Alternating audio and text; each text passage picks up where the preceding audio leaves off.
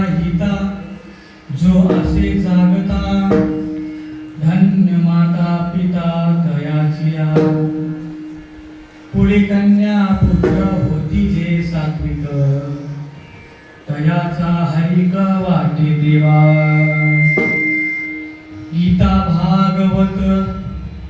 गीता भागवत करीती श्रवण अखंड चिंतन विठोबाचे कुळी कन्या पुत्र होती जे सात्विक तयाचा हरिक वाटे दिवा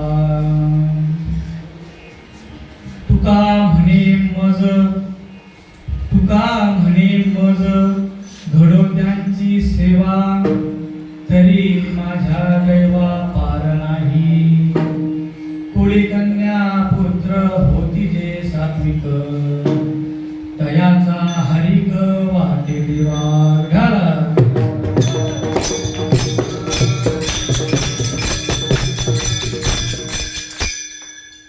महायोग पीठे तटे भीमारथ्यम वरं पुंडरीकाय दातु मुनियन्द्रे समागत्य तिष्ठन्त मानन्दकन्दं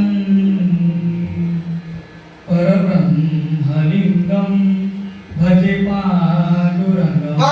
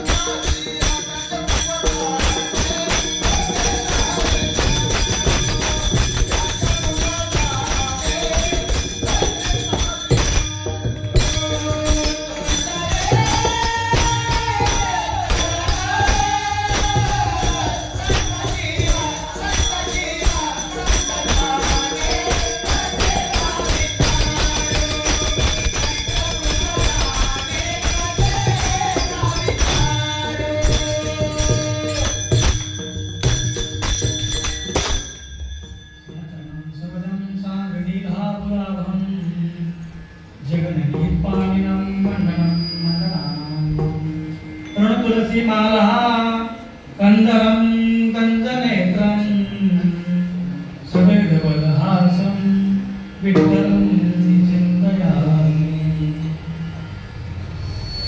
काय माझी वाणी मानिल संतांसी रंधो चित्तासी आतुर्या अलंकापुरीरम्य सिंहासनस्थं पदाम्भोजतेजस्फुरन्ति प्रदेशम् विधिन्नाधिदेव सदा स्तूयमानं समाधिस्थमूर्तिं भजे ज्ञानदेवम् ओम नमो ज्ञानेश्वराय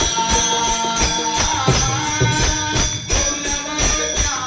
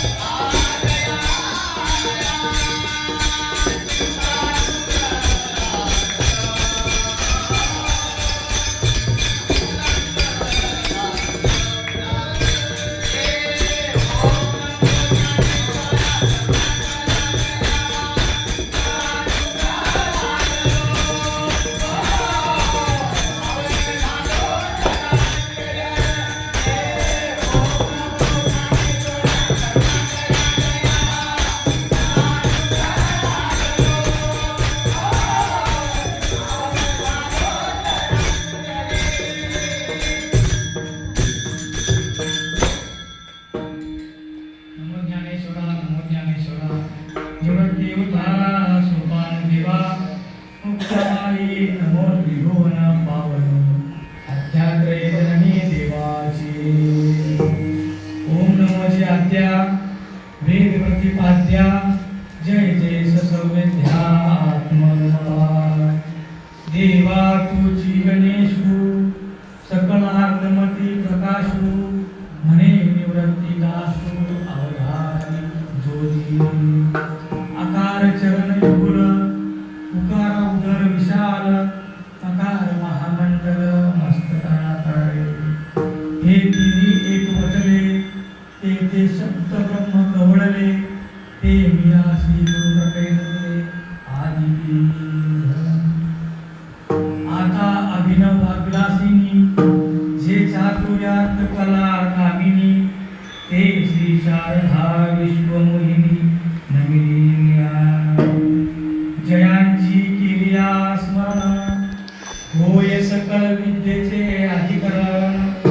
एक जीवंदो श्री चरण श्री गुरूंचे ते नमस्कारोनी आता. आता हृदय हे आपुले चौफाळुनी भले वरी बैसू पाऊले श्री गुरूंची ते नमस्कारोनी आता. मस्तक हे पाया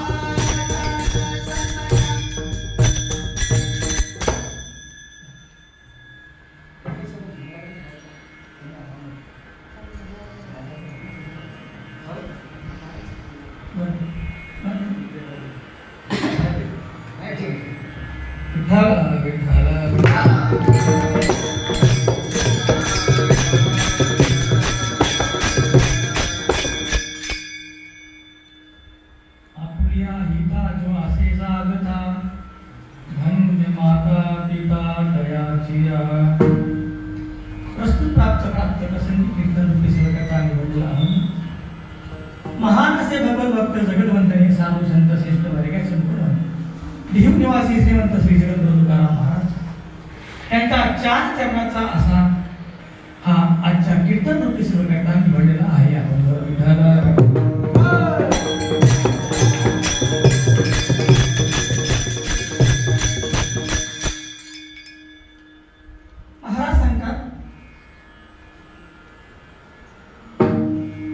मुलगा असो किंवा मुलगी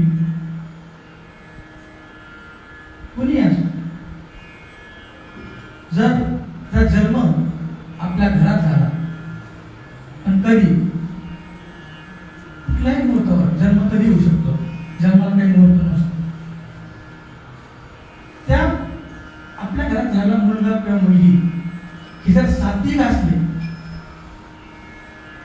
किंवा सात्विक जन्माला आले तर स्वतः भगवान परमात्म्याला आनंद वाटतो. आनंद काय वाटतो? त्याला खुशी होते.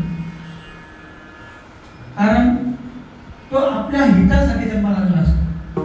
आपली या हिता सात्विक जन्माला येणं म्हणजे काय? जन्माला आल्यानंतर माणूस सात्विकच जन्माला येतो. त्यात काही नसतं. तो जन्माला आल्यानंतर सात्विकच जन्माला येतो. परंतु जन्माला आल्यानंतर आपल्या हितासाठी आला की जगाच्या कल्याणासाठी आला हे कधी ठरवलं जातं? तसं निसर्गाला आपली आपली सर्व कळण त्यावेळेस ते कळतं. परंतु जन्माला आल्यानंतर मुलगा किंवा मुलगी, कोळी कन्या पुत्र, मुलगी किंवा मुलगा जन्माला आल्यानंतर तसं कोरी वही असतील, शाळेत घातल्यानंतर जसं आपण मुलाला कोरी वही आणि कोरं पुस्तक घेऊन देतो आणि त्याच्यावर अभ्यास करतो, ते भरवतो आणि मग कळतं 1 वर्ष झाल्यानंतर त्या मुलाला किती टक्के पडले किंवा कसा पास झाला, किती पर्सेंटेज पडले, म्हणजे आपल्याला कळतं का हा किती हुशार आहे. बरोबर ना? आल्यानंतर जन्माला ब्लँक, जसं कोरं जन्माला येतं, परंतु आपल्याला आपल्या मुलांना संस्कार द्यावे लागते. ते संस्कार दिल्यानंतर मुलगा कसा घडवायचा हे आपल्या हातामध्ये असतं. मुलाला काय होऊन द्यायचं आहे, मुलाला आपल्याला काय करायचं आहे हे आपल्या हातात असतं. जर वडिलांना आपलं हित कळलं, बघा काय सांगायचं, जर वडिलांना आपलं हित कळलं का आपला जन्म कशासाठी झाला आहे, तर तो मुलाला सांगा. आपल्या वडिलांना आपलं जर हित कळलं का आपला जन्म कशासाठी झाला, तर तो मुलाला सांगा की बाबांनो, आपला मनुष्य देह हा फार दुर्लभ आहे. कारण फार मोठ्या येवण्या फिरून आपण या जन्माला आलो नाही आणि हा जन्म अतिशय दुर्लभ आहे, अतिशय दुर्लभ. काही लाख कोटी अब्ज खरबो अरब इतके जन्म, इतके वर्ष आपण फिरल्यानंतर आपल्याला हा मानव देह, हा नर देह मिळतो. तो स्त्री असो किंवा पुरुष असो. ज्या वेळेस आपल्या वडिलांना आपलं हित कळतं स्वतःला, त्याच वेळेस तो मुलाला संस्कार देतो की बाबा, माझ्याकडून तर काही झालं नाही, परंतु तू तरी आयुष्य देऊन सही काहीतरी कर. असा मुलाला जन्म आल्यानंतर भगवंताचा हरी वाटतं, म्हणजे आनंद वाटतो. हे कधी होतं? आपल्या घरात असलेल्या संसारानंतर. म्हणून आपुल्या हिता जो असे जागता, आपल्या हिता म्हणजे पहिल्या सगळ्यात पहिले वडील, पहिल्या घराचा मोठा माणूस हा आपल्या हितामध्ये असेल तर त्या घरात आल्यानंतर जी कन्या किंवा मुलगा जन्माला येईल तो त्याला संस्कार देईल आणि त्याचं हरी कोणाला वाटेल? देवाला वाटेल. हा ठीक आहे, तू जरी नाही काही केलं तर मुलाला संस्कार देईल. म्हणजे मुलगा हगावी, सात्विक पैदा होईल, सात्विक तयार होईल, सात्विक मोठा होईल. कुळी कन्या पुत्र होती जे सात्विक, तयाचा हरिक वाटे देवा. गीता भागवत करीत श्रवण, अखंड चिंतन विठोबाचे. हे कधी होईल? ज्या वेळेस आपल्या घरामध्ये आपण स्वतः गीता भागवत हे रोज वाचू आणि ते शब्द आपल्या मुलाच्या कानावर पडतील. आपण जेव्हा वाचू, जेव्हा आपण संस्कार करू, जेव्हा कुठल्यानंतर आपण 12वा अध्याय सुरू करू, 15वा अध्याय सुरू करू, जेव्हा गीता आपण वाचू, जेव्हा भागवत आपण वाचू, त्यानंतर घरात असलेल्या मुलाला ऑटोमॅटिक संस्कार लागत चालते. त्याला शिकवायचं काम पडत नाही, त्याला ऑटोमॅटिक संस्कार लागत चालते की माझे वडील गीता वाचते. रोज तेच तेच तेच तेच तेच ऐकून काय होतं? तो तयार होतो. त्याला असं वाटतं का मला पण हेच करायचं आहे. मी पण माझ्या जन्म येणार झालेला आहे. ते जे घरात वाचते, गीता असो, भागवत असो, ज्ञानेश्वरी असो, गाथा असो, तो काय ग्रंथ असो, तो ग्रंथ ज्यावेळेस आपण वाचू त्यावेळेस मुलावर संस्कार पडते आणि म्हणून त्याचं हरी हे भगवंताला वाटत असतं.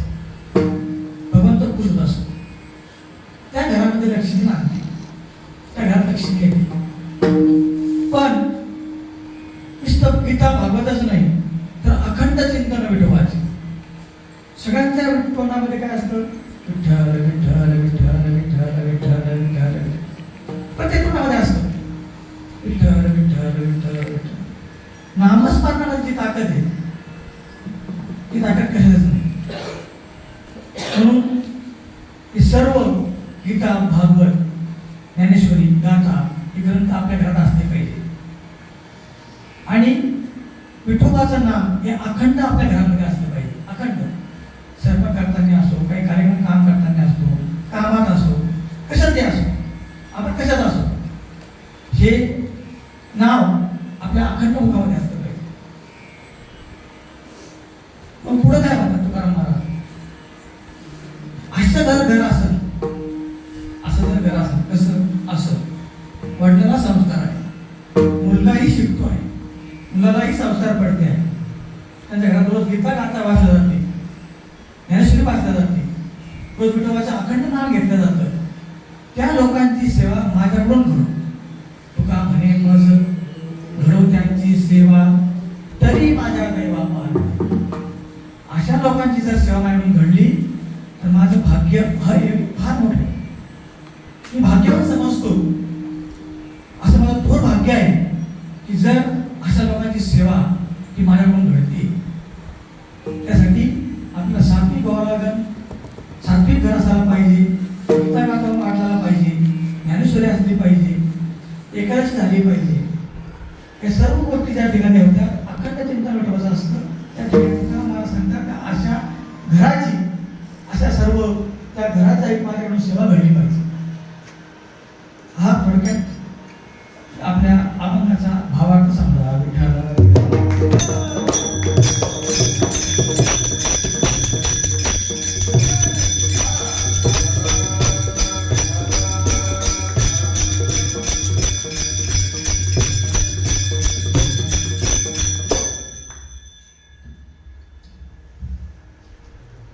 आपल्या हितासाठी म्हणजे कोणासाठी? आपल्या जगाचं हित सांगितलं त्यामध्ये महाराजांनी, स्वतःचं हित सांगितलं. स्वतःच हित जर आपल्याला कळत नाही तर मग काय कळत? मला जन्माला आल्यानंतर काय करायचंय किंवा माझं हित कशामध्ये हे जर आपल्याला कळलं नाही तर मग काय कळलं मला? हित ते करा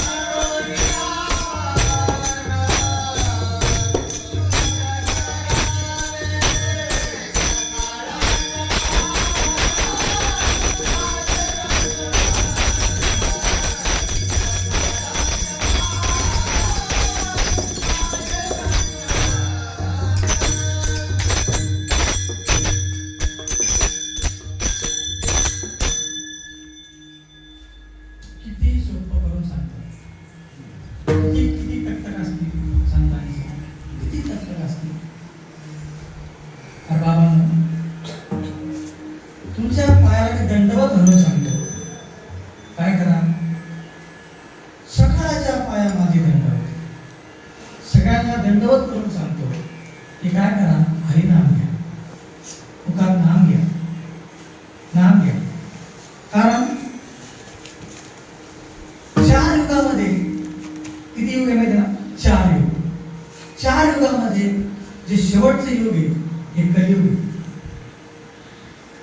आणि कलियुगामध्ये फक्त आणि फक्त आणि फक्त नाम आणि देव आहे. तेने नारायण देला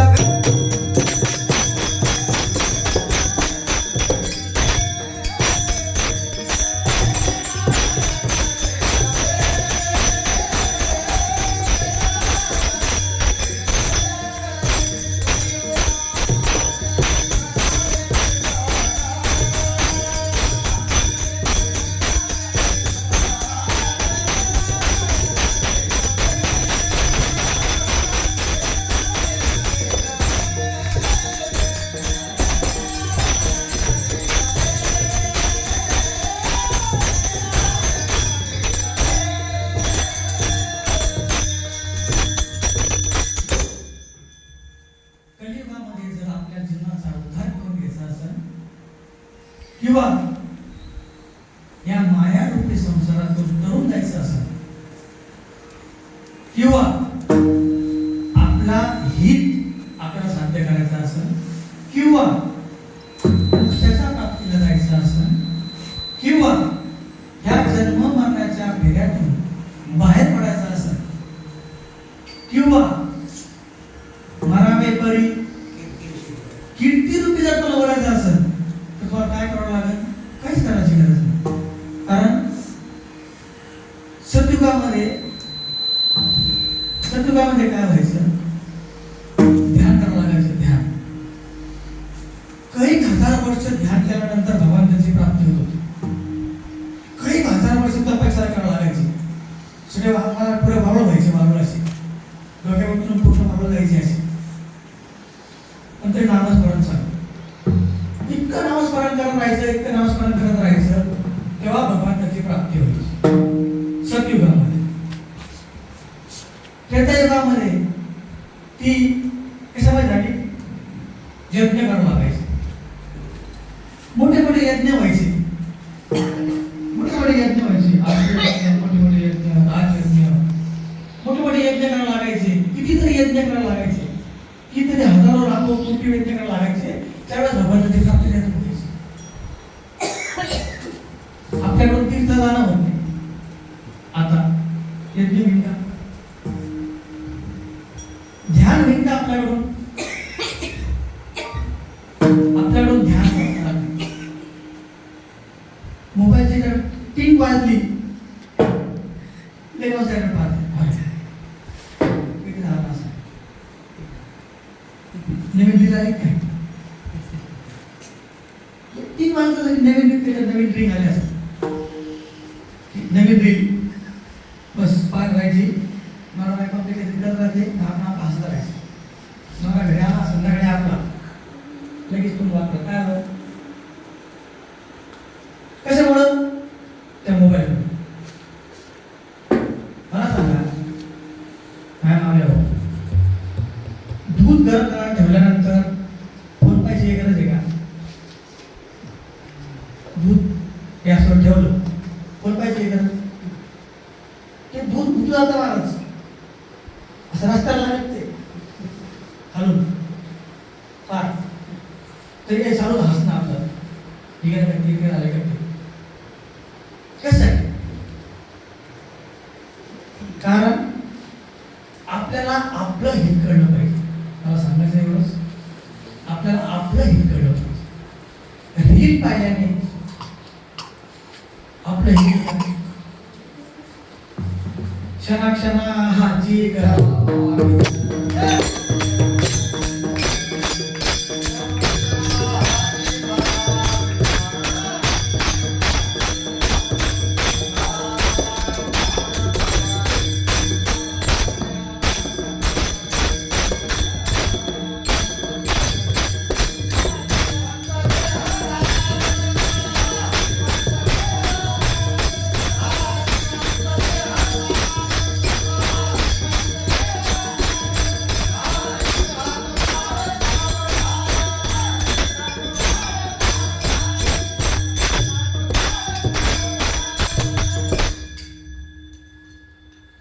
क्षणोक्षणी नाही क्षणाक्षणा हाची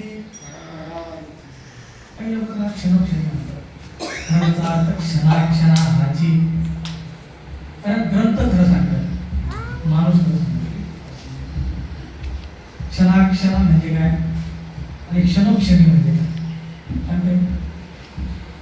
क्षणोक्षणी म्हणजे कधीतरी जेव्हा ध्यान येईल तेव्हा प्रकरणाचा अर्थ जर काढला क्षणोक्षणी कधी तरी केव्हा तरी आणि क्षणाक्षणा क्षणाक्षणा हाची एका क्षणामध्ये 10 फल असतात किती फल असते 10 एक क्षण जर होत असेल तर 10 फल होते तेवढ्यात एक क्षणामध्ये 10 फल होते इतकाही वेळ नाही घालवा का म्हणतात महाराज इतकाही वेळ नाही घालायचा नंतर कधी असं काही नव्हतं कारण नामस्मरणाला विटाळ हा कधीच नसतो नामस्मरणासाठी विटाळ हा शब्दच नसतो नामस्मरणासाठी तुम्ही कुठेही बसले काहीही करत असले तरी तो क्षण वाया जाऊ नये हे डोक्यात बसलं आपलं ध्यान बसलं पाहिजे आपला एक क्षण वाया चाललाय काय चाललाय एक क्षण वाया चालला म्हणून क्षणाक्षणाला असं विचार करायचा का आपल्याला त्या संसार रूपी सागरातून तरुण जायचं आहे क्षणाक्षणा हाची करावा विचार काय करायचा करावया पार भवसिंधू म्हणजे काय मृगजळ म्हणजे मृगजळ हरणीला असं वावरामध्ये ते पाणी दिसतं असं पाणी बघा आपल्या गावाला गेल्यानंतर खेडेगावात कुठं बाहेर दिसतं बघा असं ते रस्त्याने असं पाणी आल्यानंतर दिसतं आपल्याला रस्त्याच्या समोर उन्हाळ्यामध्ये असं पाणी असं दिसतं मृगजळ हर पळत जरा पळत असते दिसते तिला काय वाटतं पाणी आहे पाणी पण ते पाणी आहे का नाही दिसतं फक्त सध्या वाहनासाठी कसं येतं दिसतं ते खरं का जे खरं आहे ते खरं दिसतं ते खरं का दिसतं ते खरं वाटतं आपल्याला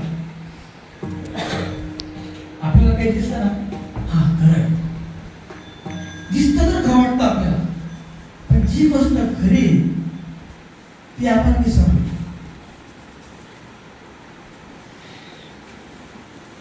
मरण काय मरण एखाद्या माणसाच्या मूर्तीला जर आपण गेलो तर 10 मिनिटासाठी आपल्याला फक्त एक 10 मिनिटाचं वैराग्य येतं मग भूमीत गेलो जाऊच तर आणि वापस निघूच तर मी नाही फक्त काही सेकंदात फक्त आज्ञा डाव दिला पाहिजे चला घरी पोरं वाट पाहिजे चला ड्युटीला जायचंय मला चला मला लगे हातपाय धुतो आंघोळ करतो जेवतो जाऊच तर वैराग्य फक्त अरे काही खरं नाही काही खरं नाही महाराज काही संग येत नाही आणि काही संगत येत नाही आणि काहीच नाही सगळं इथंच राहतं सगळं काढून घेतलं आई सगळं अंगावर टाकलं तुमच्या सगळं काढून घेतलं खाणं हकीकत सांगतो हकीकत वरतून रडायचं लोकांना दाखवायचं लय जीव होता लय भारी माझी आई होती भाऊच्या जवळ घ्यायचं आणि तू गपचूप काढून घे नाही आता ते काय सोनं काढून नाही किती मिनिटाचं वैराग्य होतं किती जीव होता पण आपल्याला आपलं हित कळलं पाहिजे अशा भूमीत जाऊन 5 मिनिटासाठी वैराग्य यायचं आणि परत उचलून जायचं तसं करू नका आता तरी पुढे माणूस पुढे गेला आता तरी बोध घ्या 10 मिनिटासाठी बोध घेऊ नका कायमचा बोध घ्या नाही माझं हित आता मला कळलं बदले, संसार तुम्हाला काय करेल? फक्त ओढीत घेऊन जाईल. तुम्हाला फक्त ओढत घेऊन जाईल सोबत तुमच्या. संसार इतका मोठा सांगितला, इतका मोठा सांगितला, इतकं मोठा मायाला सांगितली याचं काही जे झाड आहे, संसार रूपी जे झाड आहे हे जमिनीमध्ये. कुठे आहे? जमिनीमध्ये. आणि याच्या मुळावर आहे. ऊर्ध्वमूल मलशाख भाष्वस्तम प्रावरव्या. याच्या मुळ्या पण सांगितल्या वर, जमिनीच्या वर याच्या मुळे आहे. आणि झाड कुठे आहे? जमिनीत. मला सांगा, मुळ्याचा शोध लागतो का? मुळे कुठे गेलेले? शोध लागतो? याची मुळे कुठं असतात? कुठं शोध लागत नाही. जमीन झाडच खाली आहे, जमिनीत आणि मुळ्यावर आहे. जर मुळ्या सापडत केलं ना आपण, मुळ्या तू कुठं जाते माहिती का? ब्रह्मदेवापर्यंत जातो. आपल्या ज्या मुळे आहे, संसार रूपी सागराच्या ज्या काय मुळे असतात, हे ब्रह्मदेवापर्यंत जाते. हे काय अशा काय इथं संपत नाही. 56 नंबर गेट पाशी इतकी मोठं झाड आहे. मग काय केलं पाहिजे? महाराज हेच आपण प्रथम त्याला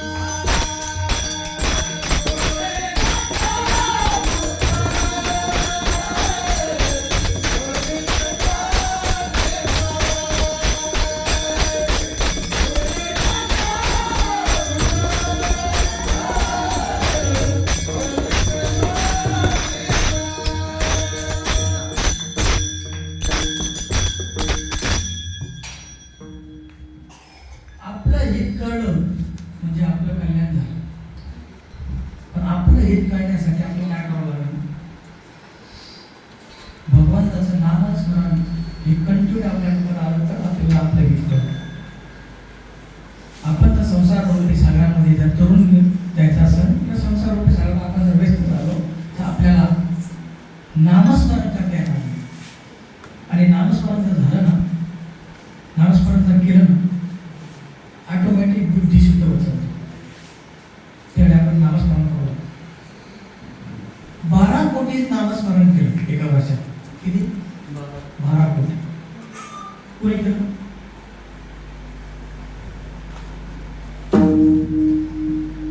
कोणी केलं? रामदास स्वामींनी. किती केलं? एका वर्षात 12 कोटी नामस्मरण कोटी नामस्मरण झाल्यानंतर ज्यावेळेस 13 कोटी सुरू होते त्यावेळेस साक्षात ज्या भगवंताचं आपण नामस्मरण करतो तो भगवंत डायरेक्ट सांगतो काय पाहिजे सांग, काय पाहिजे तुला. कधी 12 कोटी नामस्मरण झाल्यावर 12 कोटी नामस्मरण नामदास स्वामींनी केलं. इतकं ज्ञान घेतलं पान वाचायचं आणि फाडून फेकून द्यायचं. एक पान वाचायचं आणि फाडून फेकून द्यायचं. कितीतरी ग्रंथ झाले, कितीतरी असा अभ्यास झाला, कितीतरी गोष्टी झाल्या. पान वाचायचं आणि पान फाडून फेकून द्यायचं. इतकं नामस्मरण झालं. या नामस्मरणामध्ये इतकी ताकद आहे, इतकी ताकद आहे. नाम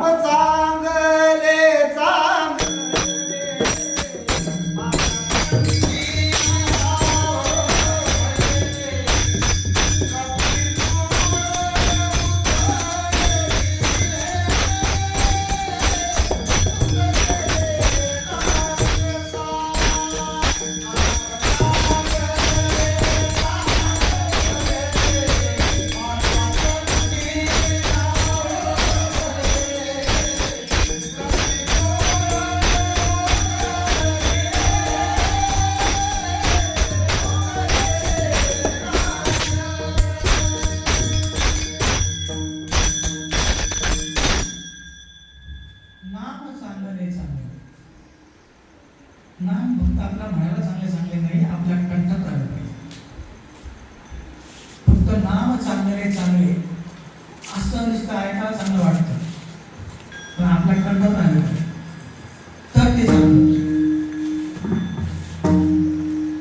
आपल्याला देवाचं फक्त स्वरूप आवडतं, देव पाहायला आवडतो,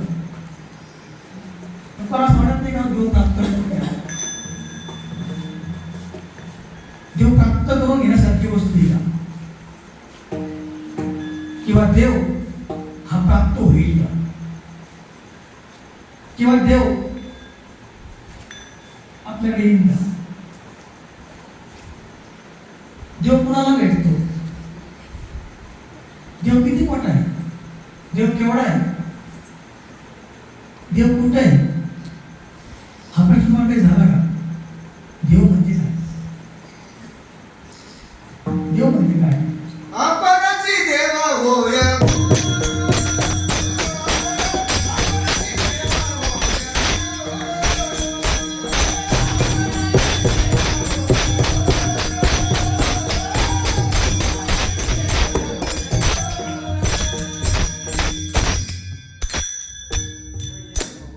असं सांगायचं वेळ असं. देव म्हणजे काय विषय वेगळा. देव म्हणजे काय, देव केवढा आहे सांगता येईल तुम्हाला. देव केवढा आहे. सुखरूप ऐसा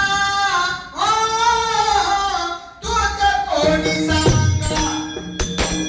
सुखरूप ऐसा तुझ कोणी सांगा.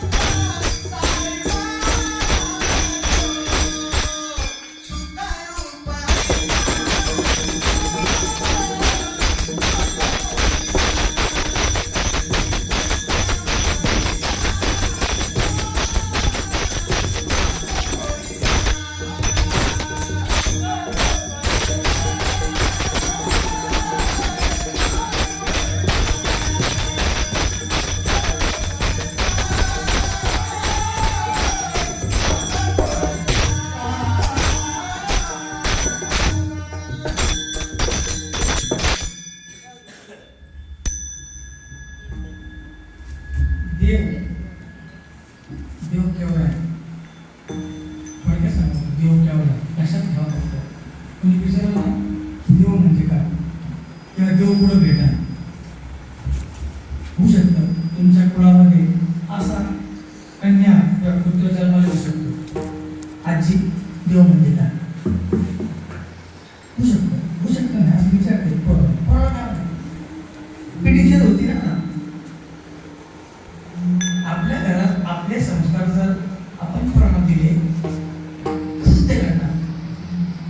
म्हणून तुम्हाला 100% पोरं आता असे झाले तुला काही जमत नाही आजी ये इकडं सगळं करून लगेच तुला तुम्हाला फोन ला बोल आहे का नाही. अशी आताची पिढी अशी त्यावेळेस असं होतं कोण माहीत नव्हतं काय नव्हतं. जेव्हा माणूस समोर जाईल तेव्हाच कळायचं काय झालं म्हणून सर. आता 2 मिनिटात होतं कैलास प्रसंग म्हणून 3 वाजता किती वाजता कळतं 2 वाजता. अरे 1 घंटा बाकी आवून घेऊन घरी खाऊन पिऊन घरी पुढं असं ते काय म्हणतात ते सगळी तिथे. आता वेळ लागत नाही. आता एकदम फास्ट झालं सगळ्या गोष्टी. कुणी पण विचारू शकतं तुमचा नातू आई देव म्हणजे काय आणि देव कुठं भेटत मग काय सांगशाल. जाय मंदिरात सांगशाल. नामदेव रायांना त्यांच्या वडिलांनी सांगितलं की नैवेद्य देऊ नये. नैवेद्य देऊ नये म्हणले असतं ठेवून आला असता. नैवेद्य खाऊ घालू नये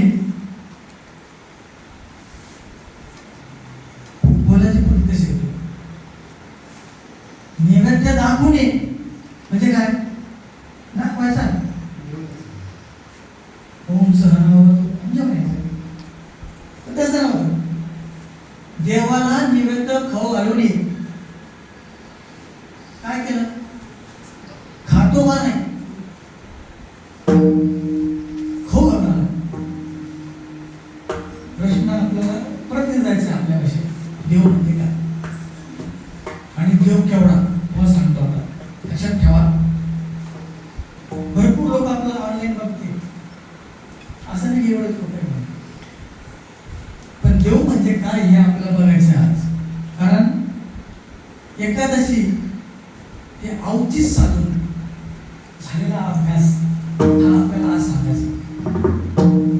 आणि काय सांगायचं देव म्हणजे काय आणि देव केवढा. मला आता कल्पना लावा. मी तुम्हाला फक्त सांगतो तुम्ही कल्पना लावा आणि मग मला सांगा. कारण मी तुम्हाला प्रश्न विचार करतो. देव बरोबर आपल्या वयाचे आपण किती वर्ष जगतो. साधारण 100 वर्ष जगतो बरोबर. सगळ्यांना माहिती साहजिक गोष्ट आहे. सगळ्यांना माहिती आपण 100 वर्ष जगतो. काही जगत नाही काही जगते त्याचे वर्ष जाते. साधारण आपलं वय 100 वर्ष झालं. 100 वर्ष मानव देह. पण कलियुगाचं वय किती.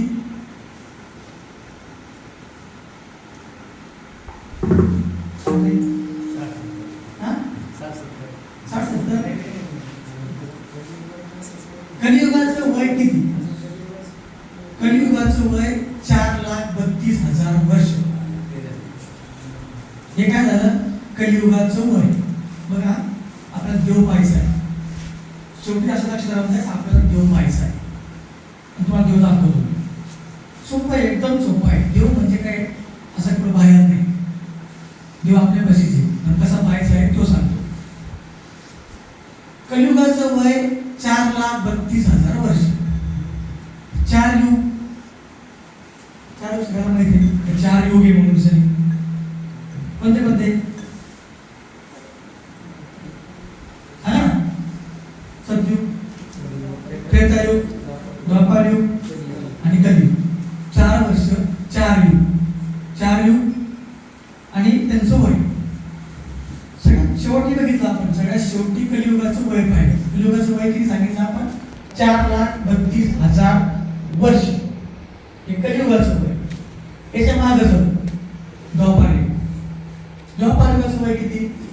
8,64,000 वर्ष हे द्वापार युगाचं वय. याच्या मागचं त्रेतायुगाचं वय किती?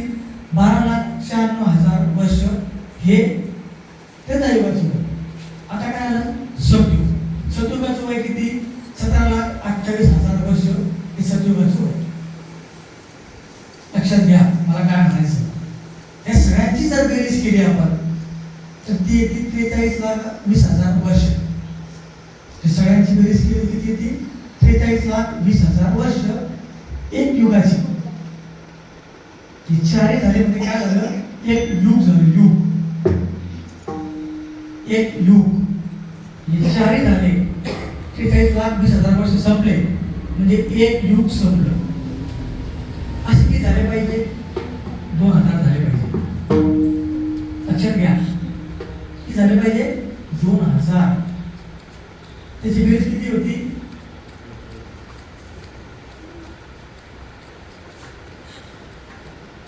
17,017.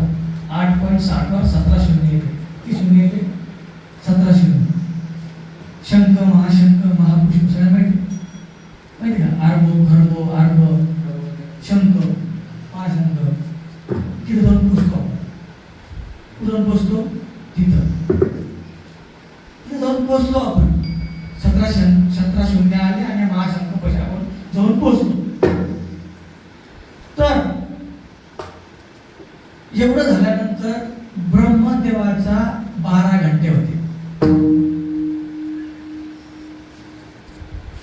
काय होतं? ब्रह्मदेवाचे 12 घंटे.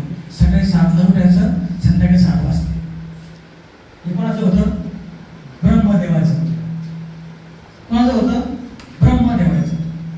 मग आता 86 महाशंख इंटू 2 म्हणजे झाला ब्रह्मदेवाचा एक दिवस. त्या एका दिवसामध्ये भगवान नारायणाची फक्त पापणी उघडती. काय होती? पापणी उघडती. किती घंटे लागते पापणी उघडायला? तुमचे पहा बरं सगळ्यांचे डोळे झाकून दिसतात का? पापणी लागली उघडली. आपली लागली उघडली. तिला थांबायचं नाही, फक्त लागली उघडली. किती घंटे लागले सगळ्यांना? किती वेळ लागला? किती वेळ लागला? सेकंद लागला नाही, पल लागले. 3 पल लागले त्याला. पापणी लागून उघडणं 3 पल. पल म्हणजे एका सेकंदामध्ये 10 पल असते. पहिले सांगितलं किती पल लागले? 3 पल लागले. लागून उघडायला तुम्हाला कळलं तरी लागले कधी उघडली कधी. तर भगवान नारायणाची फक्त पापणी उघडती ब्रह्मदेवाचा एक दिवस पूर्ण झाल्यानंतर. मग मला सांगा आता तुम्ही का महाविष्णू नारायणाचा एक दिवस म्हणजे किती वर्ष?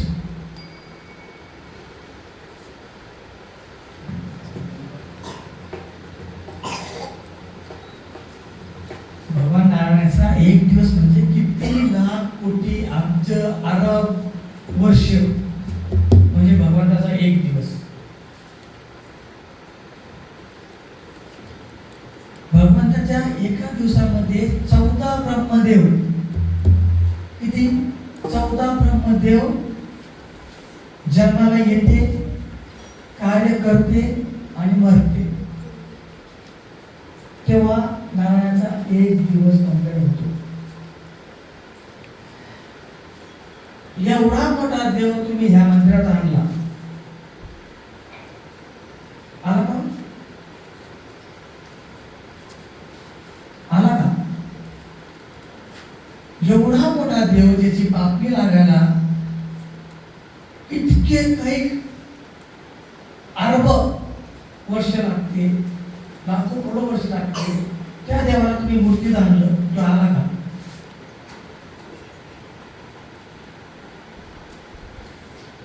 मग कसं म्हणायचं देव आला? साहजिक सांगू, आपण छोटं एक उदाहरण पाहू. औरंगाबाद जिल्ह्याला आपल्याला कपड्यांनी वेढायचं. कशाला वेढायचं? औरंगाबाद जिल्ह्याला अखंड कपड्याने भक्ताला असं गोल करायचं. हे डोकं इकडून न्यायचं, हे डोकं इकडून न्यायचं आणि त्याला फक्त असं गोल करायचं. ती तिथे मिळवायची सीमेवर. औरंगाबाद जिल्हा फक्त, बाकी जास्त नाही. किती कपडा लागेल?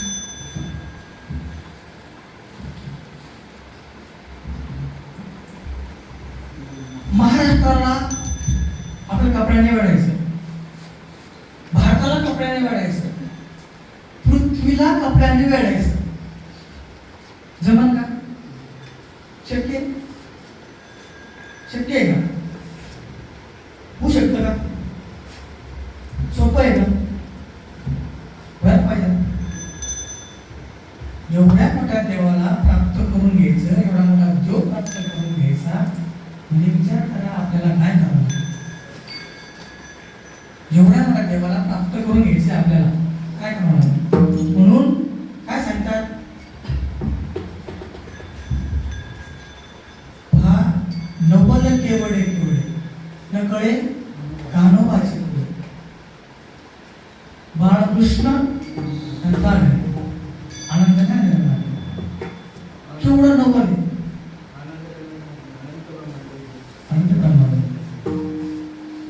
किती नवल आहे.